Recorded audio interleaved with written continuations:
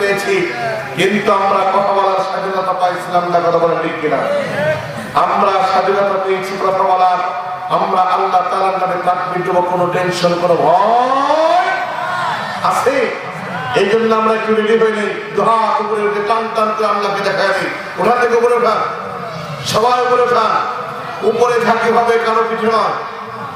লিল্লাহি তাকবীর, লিল্লাহি তাকবীর।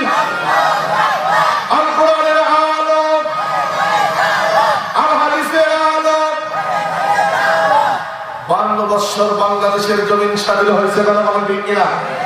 এই বাংলাদেশের প্রত্যেকটা মুসলমানের ঘরে অন্তত পক্ষে একটা করে কোরআনুল কারীম আছে না নাই?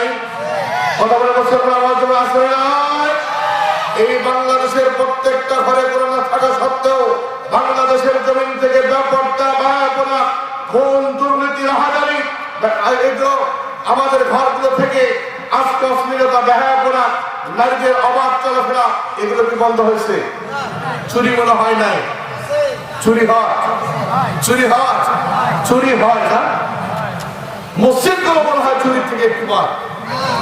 মসজিদেও চুরি হয়, মসজিদে আরো বেশি চুরি হয়, মসজিদে আরো বেশি চুরি হয়। আমার মুসলমান বাবা, যদি কোরআন আমরা ঘর থেকে বের করে পার্লামেন্টে সেট করতে পারতাম, আমরা যদি পার্লামেন্টে কোরআন নিয়ে যেতে পারতাম, বাংলাদেশের জমিনে যদি কোরআনের আইন থাকতো, তাহলে বাংলাদেশের কোন মানুষ আজকে তারা জীবনে কখনো কোনো সময় তারা ভয়ে রাস্তাঘাট চলতে পারবে বলে ঠিক কিনা? আজকে আমাদের মা বোনেরা রাতের অন্ধকারে রিকশায় যাইতে পারে না, কখন কোন সময় তাদের ইজ্জত হারে হয়, কথা বলে ঠিক কিনা? আমরা মুসলমানেরা চোরের ভয়ে ভালো স্যান্ডেল জুতা নিয়ে মসজিদে যাইতে পারে না, নাকি কথা ভুল বললাম? জুতা চুরি হয়, সামনে নিয়ে কাছে নিয়ে নামাজ আদায় করতে হয়। তাহলে বাংলাদেশের জমিন থেকে যদি চোর, দুর্নীতি, রাহাজানি, খুন